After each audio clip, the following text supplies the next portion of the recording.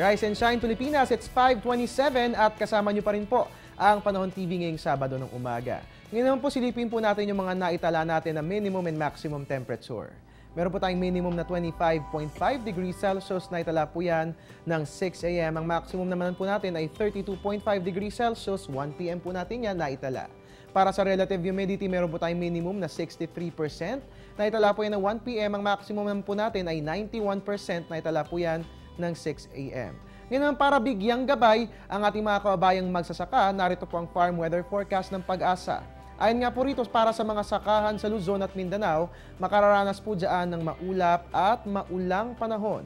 Ang ating pong temperatura sa upland farms, meron tayong 14 to 20 degrees Celsius, habang sa lowland farms, meron po tayong 21 to 32 degrees Celsius. Ang relative humidity naman po dyan, maglalaro po yan between 58 to 98%. Mga kabayan, kapag sinabing relative humidity, yan po ay mahalaga po yan para sa mga halaman kasi yan po ay nagde-determine kung marami bang peste na mag-ano sa inyong mga halaman. So ngayon po, dahil mababa naman po generally speaking, asahan na rin po natin na hindi mo masyadong maaapektuhan ng mga peste at insekto ang inyong mga pananim. Pero ganun pa man, panatilihin pa rin po natin yung magandang kondisyon ng ating mga pananim, mga kamalig din po natin, no? Nang sa ganyan mapangalagaan po natin ang ating mga ani.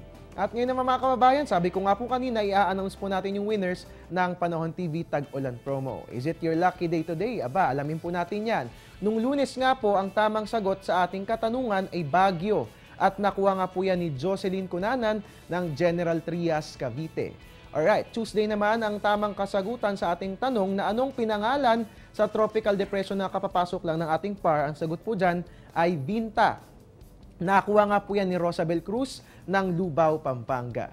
Noong Wednesday naman ang ating kasagutan ay tropical storm. Nakuha po yan ni Noel Rafi ng Nasugbu, Batangas. At ang Thursday naman ang ating katanungan, ano ang pinakamataas na storm warning signal na ibinigay ng Pag-asa? Ang sagot po natin dyan ay 3 o 3. Nakuha po yan ni Raymond Bagnot ng Angeles City, Pampanga. At bilang panguli kahapon nga po, ang ating tanong, kailan nga ba lalabas si Typhoon Binta? Ang sagot po dyan ay mamayang hapon at nakuha nga po yan ni Rolando Palado ng Basay, Negros Oriental. Congratulations po sa inyong 5. At mga kabayan, huwag po kayong mag-alala dahil ipadadala po namin ang inyong Panahon TV Special Gift Pack via Air 21. Sagot ko, padala mo. Kung kaya't mga kabayan, magmanood, mag-text at manalo. Dito lamang po yan sa Panahon TV Tag-Ulan Promo.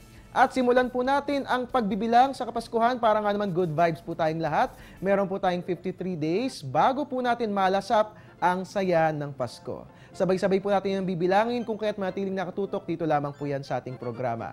And of course, makikita nyo po kami online, www.panahon.tv, and you can also like our Facebook page at pwede nyo rin po kami bisitahin sa ating Twitter, sabay click ng follow at Panahon TV dahil pagdating sa weather updates, dito po yan sa telebisyon at ganun din sa social media, wala pong pinipiling panahon ang pagbibigay impormasyon. At ngayong Sabado ng umaga, umulan na umaraw man, I'm the man. I'm your weatherman, Harry Bayona, nagpapaalalang tiwala lang, may tamang panahon ang bawat pagkakataon. At para nga naman po sa mga habol po sa pagdalaw sa kanilang mga mahal sa buhay ngayong All Souls Day, go ahead and feel free to do so dahil magiging maganda po ang lagay ng ating panahon. Magandang umaga, ingat kayong lahat.